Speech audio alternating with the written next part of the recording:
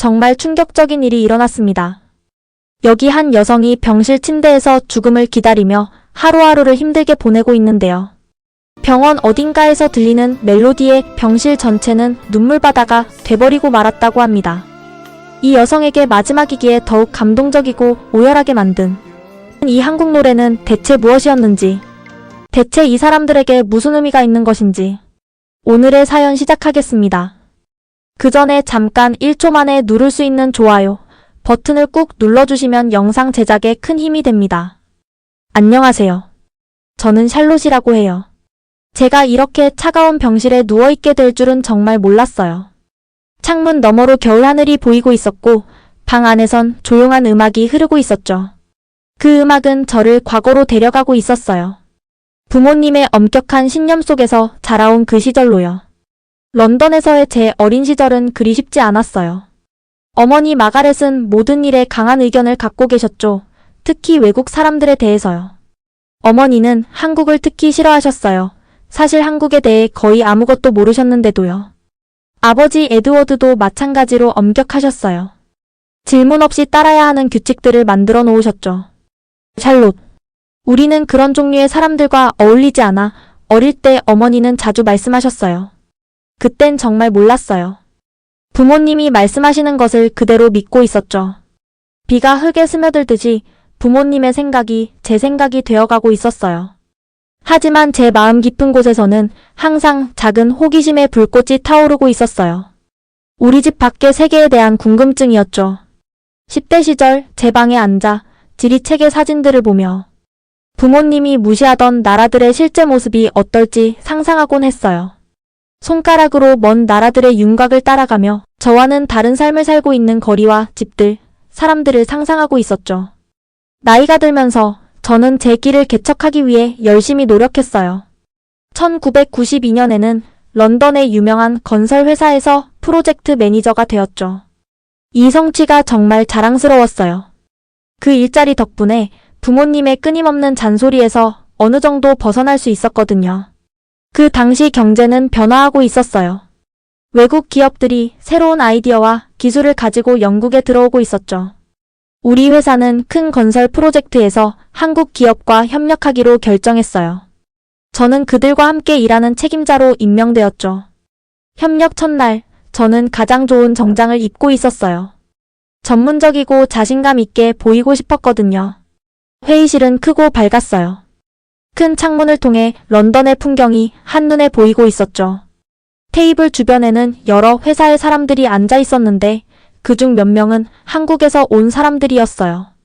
방 안의 얼굴들을 둘러보면서 긴장감과 부모님이 심어놓은 옛 편견이 뒤섞인 감정을 느끼고 있었어요.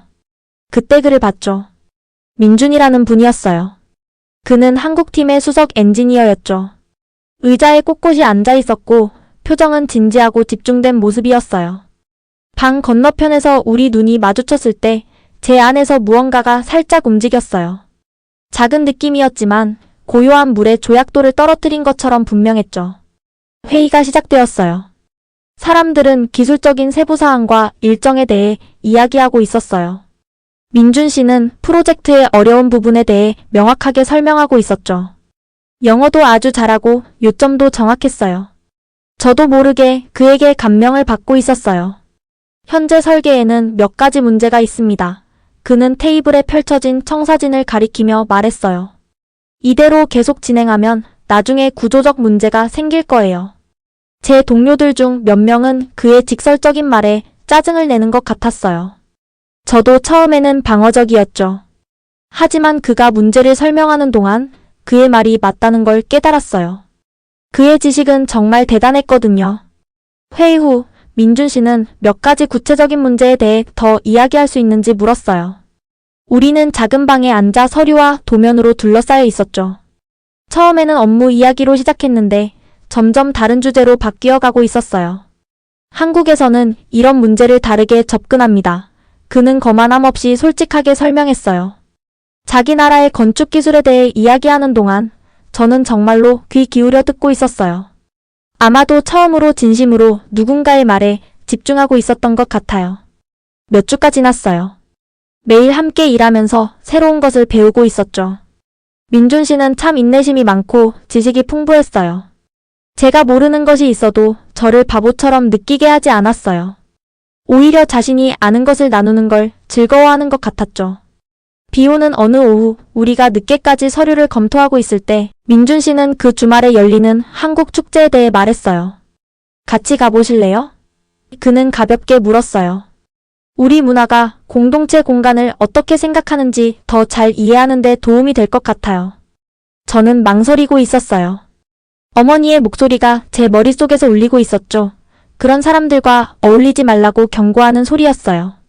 하지만 또 다른 목소리, 더 새롭고 점점 커지는 목소리가 저에게 가보라고 재촉하고 있었어요.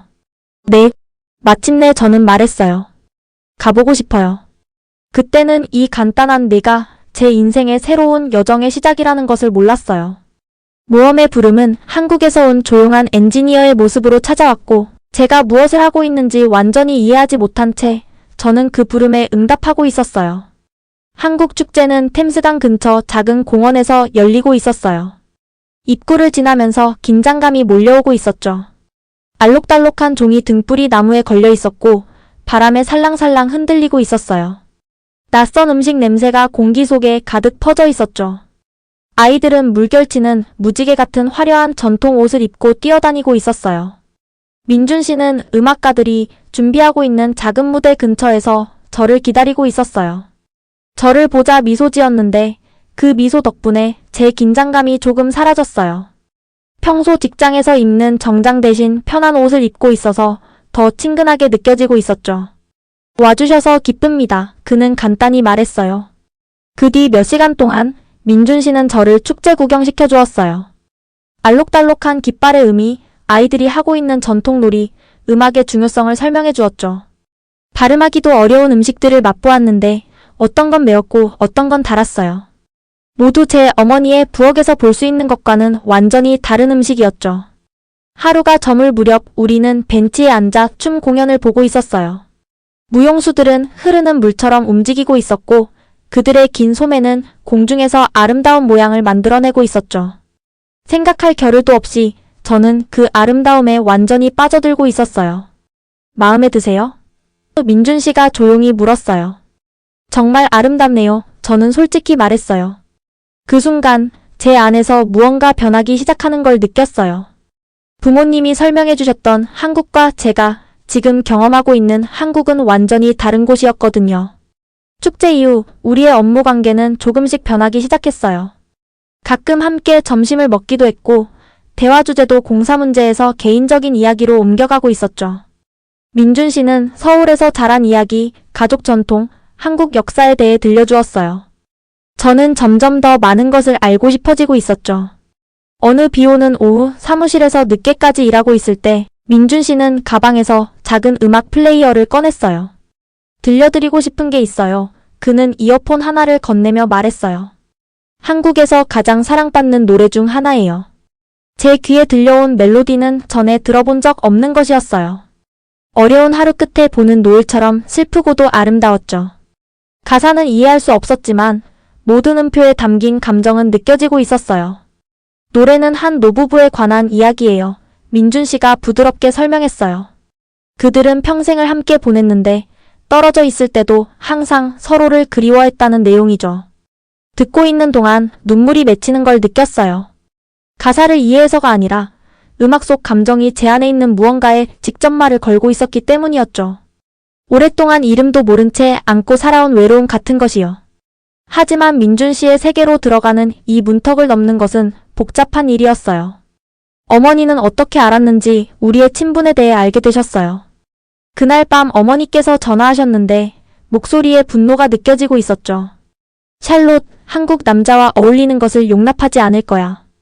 어머니가 말씀하셨어요. 얼굴이 빨개지고 입술이 불쾌감으로 꽉 다물어진 모습이 상상되고 있었어요. 사람들이 뭐라고 생각하겠니? 내 평판을 생각해야지. 직장에서도 상황은 크게 다르지 않았어요. 함께 점심을 먹을 때면 몇몇 동료들이 이상한 눈으로 우리를 보고 있었죠. 전에는 항상 친절했던 제임스라는 프로젝트 매니저도 이제는 우리가 이야기하는 모습을 볼 때마다 전문적인 경계를 유지하라며 비꼬는 말을 하곤 했어요. 매일이 시험이었어요. 어머니의 편견, 동료들의 판단, 아니면 제 안에서 자라나는 새로운 감정 중 어느 것을 들어야 할지 고민하고 있었죠. 익숙했던 세계는 무너져가고 있었고 그 자리를 무엇이 대신할지는 확실하지 않았어요. 이런 어려움에도 불구하고 민준 씨는 이 낯선 영역에서 제 동맹이 되어주었어요. 어느 날 저녁, 다른 사람들이 모두 사무실을 떠난 뒤 저는 그에게 제 실패한 결혼에 대해 이혼 후 안나를 혼자 키운 이야기, 심지어 어려웠던 어린 시절에 대해서도 털어놓고 있었죠. 부모님은 제가 스스로 아무것도 선택하지 못하게 하셨어요. 제가 고백했어요. 옷도, 친구도, 심지어 다른 사람들에 대해 어떻게 생각할지도요. 민준 씨는 판단하지 않고 들어주었어요. 그리고 그도 자신의 어려움을 나누어 주었죠. 가족이 주는 성공에 대한 압박, 외국에서 일하는 외로움, 그리고 가끔 다른 세계 사이에 끼어 있는 것 같은 느낌에 대해서요. 우리는 그렇게 다르지 않아요. 그가 부드럽게 말했어요. 몇 주가 몇 달이 되면서 프로젝트는 진행되고 있었지만 우리의 관계는 일보다 더 깊어지고 있었어요. 민준 씨는 저에게 한국 영화, 영어로 번역된 책, 더 많은 음악을 소개해 주었죠. 새로운 경험 하나하나가 제가 알던 좁은 삶에서 벗어나는 또 하나의 발걸음이었어요. 어머니의 분노는 커져만 갔어요. 매일 전화를 걸어 제 활동을 감시하고 심지어 예고 없이 제 아파트에 찾아오기도 하셨죠. 아버지는 가족의 기대를 상기시키는 엄격한 편지를 보내셨어요. 그들의 실망감이 저를 짓누르고 있었지만 처음으로 저는 그들의 견해를 그대로 받아들이기보다 의문을 품기 시작했어요. 어느 날 밤 어머니와 특히 힘든 통화를 한 후 저는 혼자 아파트에 앉아 민준 씨가 준 작은 한국 예술 작품을 보고 있었어요. 그것은 날아가는 새의 간단한 그림이었죠. 손가락으로 그림을 따라 그리며 선택과 자유에 대해 생각하고 있었어요. 그때 저는 이미 돌아올 수 없는 경계를 넘었다는 것을 깨달았어요. 세상이 달라 보이기 시작했고 저 자신도 달라져 있었어요. 민준 씨를 만나기 전에 제 모습은 편견과 두려움으로 만들어진 그 여자는 점점 사라져가고 있었죠. 그 자리를 누가 대신할지는 아직 확실하지 않았지만요. 의사 선생님은 제 검사 결과를 보면서 심각한 표정을 짓고 있었어요. 말씀하시기 전에도 이미 좋은 소식이 아니라는 걸 알 수 있었죠. 처음에는 작은 불편함으로 시작했던 가슴 통증이 몇 주 동안 점점 심해지고 있었거든요. 이제 그 답을 알게 되었죠. 말기 폐암입니다. 의사 선생님이 조용히 말씀하셨어요. 그 말이 무거운 연기처럼 공기 중에 떠 있었어요. 이미 많은 것을 잃은 제 딸 안나에 대해 생각하고 있었죠. 제가 아직 하고 싶었던 모든 것들도 떠올랐어요. 그리고 이상하게도 30년 전에 마지막으로 만났던 민준 씨에 대해서도 생각하고 있었어요. 병원 방이 제 새로운 집이 되었어요. 하얀 벽, 삐소리를 내는 기계들, 소독약 냄새가 저를 둘러싸고 있었죠. 이곳에서는 시간이 다르게 흐르고 있었어요. 때로는 느리게 흐르고 때로는 약물과 검사들로 인해 빠르게 지나가고 있었죠. 안나는 매일 찾아왔어요. 걱정스러운 눈빛으로 저를 위해 용감한 척하려고 노력하고 있었죠. 어느 오후 치료 사이에 졸고 있을 때 익숙한 멜로디가 들렸어요. 처음에는 꿈을 꾸고 있는 줄 알았어요. 민준 씨가 수년 전에 들려줬던 그 한국 노래였거든요. 하지만 눈을 떴을 때 그가 거기 있었어요. 손에 작은 스피커를 들고 제 침대 옆에 앉아 있었죠. 민준 씨는 물론 나이가 들어 있었어요.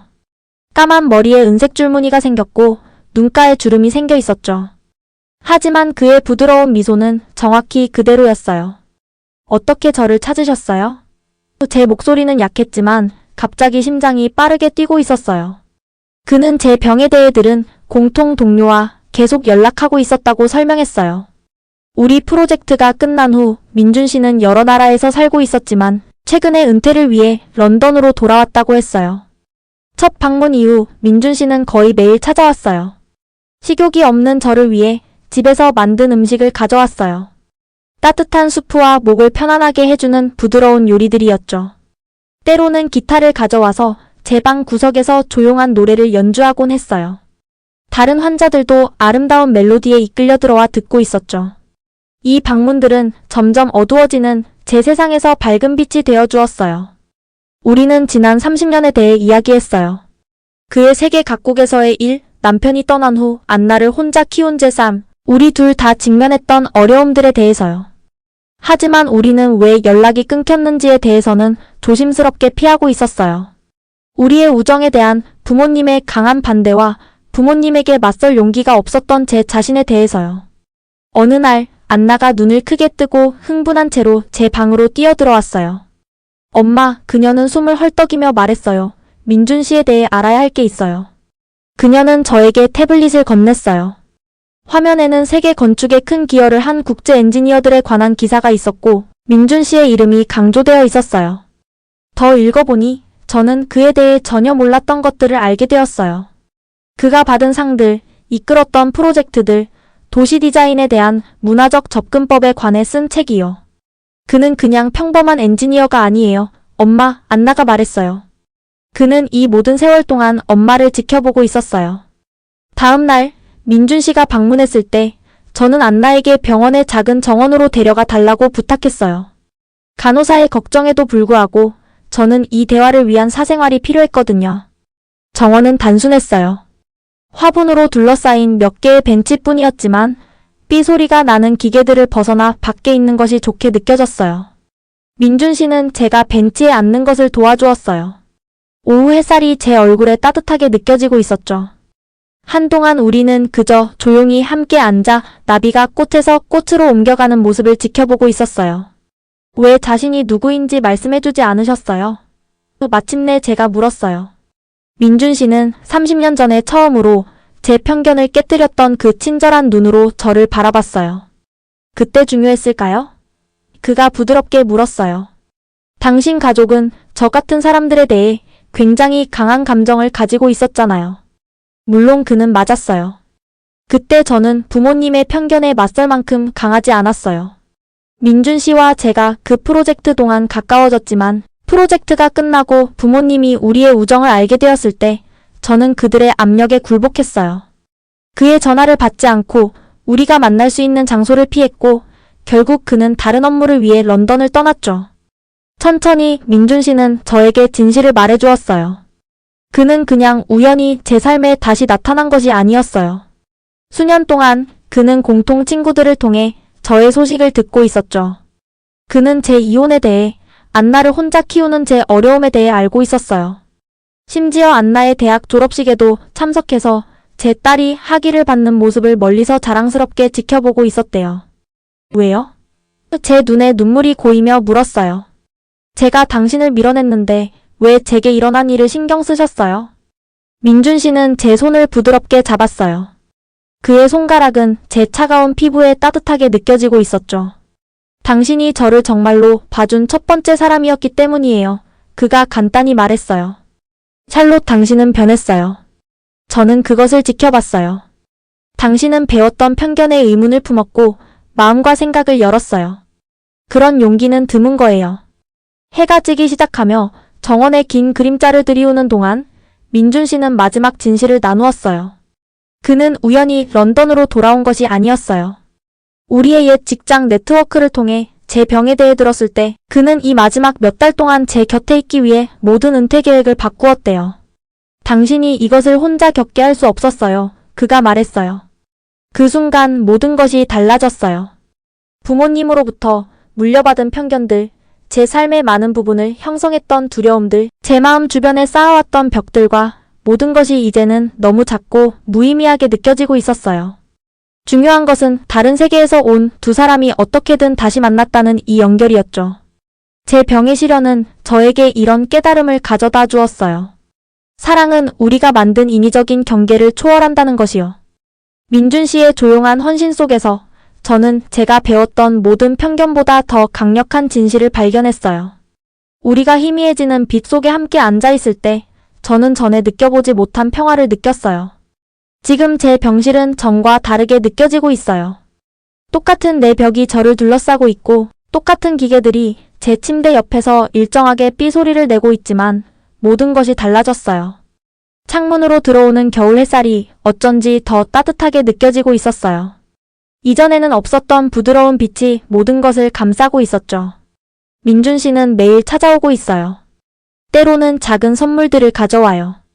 영어로 번역된 한국 시집, 삭막한 병실을 밝혀주는 신선한 꽃, 또는 간호사들이 저를 위해 데워주는 집에서 만든 수프 같은 것들이요.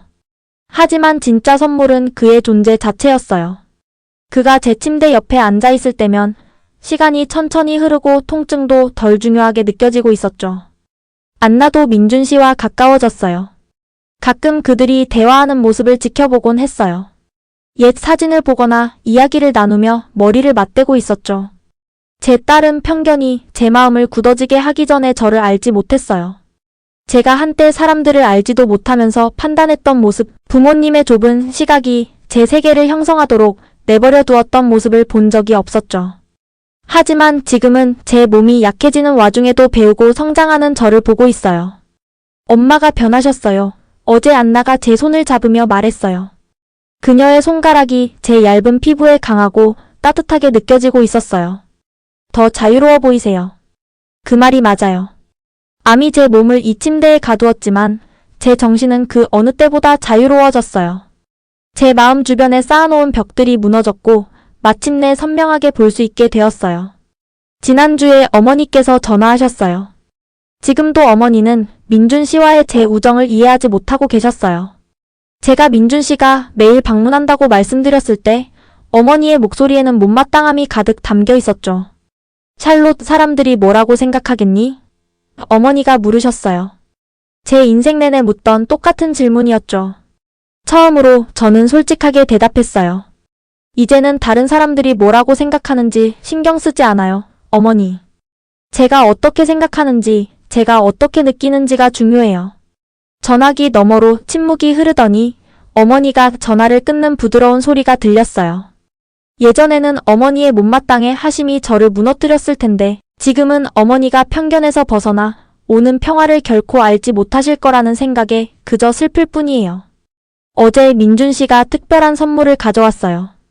헤드폰이 달린 작은 mp3 플레이어였어요.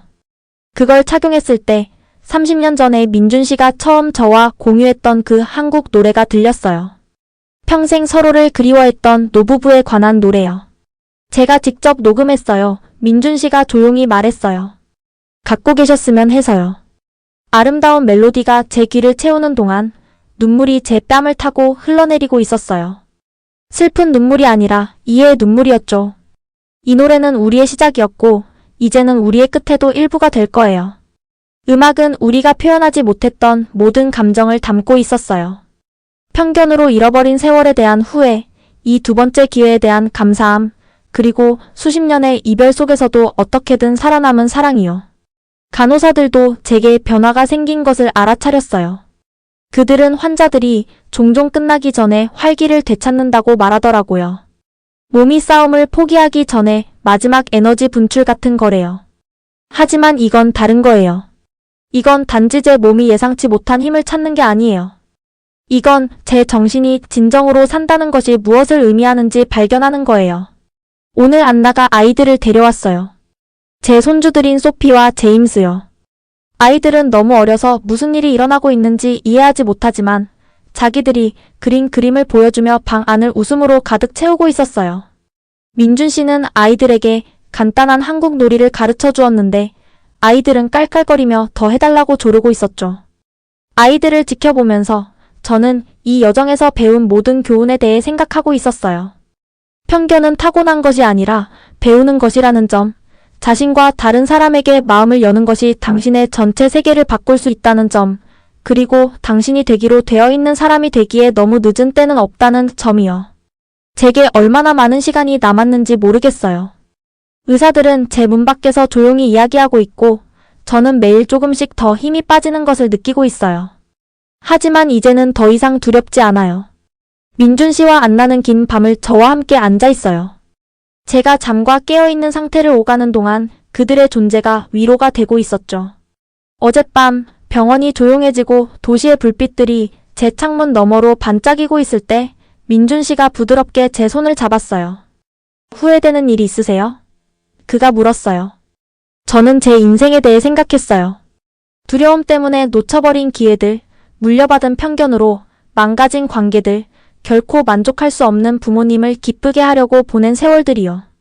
하지만 그때 저는 민준 씨의 얼굴을, 그곳에서 발견한 사랑과 수용을, 그리고 우리 옆 의자에서 잠든 안나를 바라봤어요.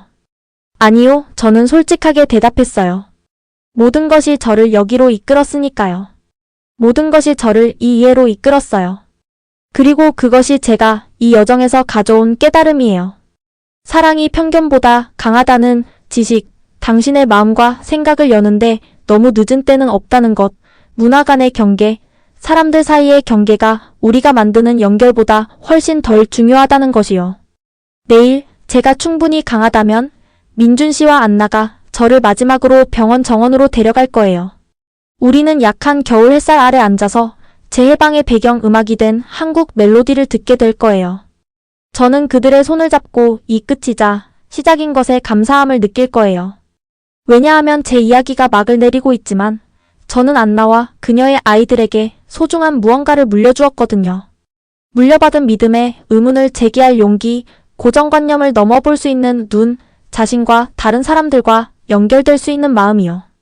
그들은 이것을 자신의 삶 속으로 가져가 수세대 동안 우리 가족을 올감했던 편견의 사슬을 끊을 거예요. 그것이 진정한 깨달음을 안고 돌아오는 것이에요. 단지 나 자신을 치유하는 것이 아니라 한 번에 한 마음씩 세상을 치유하는 데 도움을 주는 것이요. 제 마지막 날들 속에서 한때는 알아보기에 너무 눈이 멀었던 사랑에 둘러싸여 저는 마침내 진정성 있게 사는 것에서 오는 평화를 찾았어요. 편견에서 수용으로 가는 여정은 쉽지 않아요. 당신이 알고 있는 편안한 세계를 떠나 당신의 가장 깊은 믿음을 시험하는 도전에 직면하고 그 변화가 두렵게 느껴질 때도 기꺼이 변화하려는 의지가 필요해요. 하지만 그 여정의 반대편에는 자유가 있어요. 경계 없이 사랑할 자유, 사람들을 있는 그대로 볼 자유, 그리고 당신이 항상 되기로 되어 있던 사람이 될 자유요. 이것이 민준 씨가 저에게 발견하도록 도와준 것이에요. 이것이 제가 남기는 선물이랍니다. 오늘의 영상은 여기까지입니다. 오늘의 사연 재밌게 보셨다면 좋아요와 구독 꼭 부탁드릴게요.